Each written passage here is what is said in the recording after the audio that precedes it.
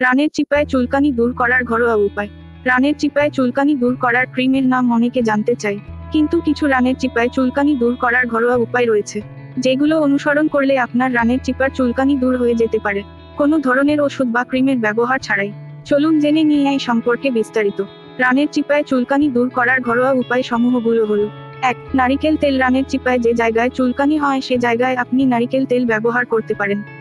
চুলকানির স্থানে কিছু সময় ধরে নারিকেল তেল লাগিয়ে রাখুন, দেখবেন চুলকানি দূর হয়ে যাবে খুব দ্রুত।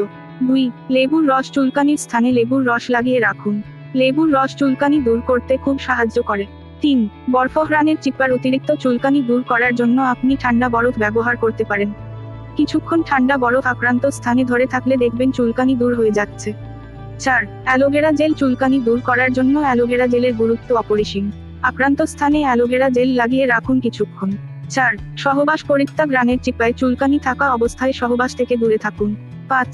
ভেজা কাপড় এড়িয়ে চলুন। রানের চিপায় চুলকানি দূর করার জন্য অবশ্য আপনাকে ভেজা কাপড় এড়িয়ে চলতে হবে, অর্থাৎ বেশি সময় ধরে থাকবেন ভেজা কাপড় পরে থাকবেন না।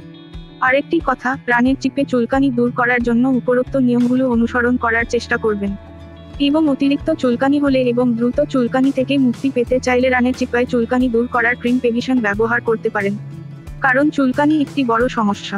আমরা অনেকেই চুলকানিতে অস্থির হয়ে পড়ি, যার ফলে যেকোনো ধরনের ক্রিম না জেনে বা না বুঝেই ব্যবহার করে থাকি। এটি করা উচিত না, কারণ চুলকানি এক ধরনের হয় না, এক এক ব্যক্তির এক এক ধরনের চুলকানি হয়ে থাকে।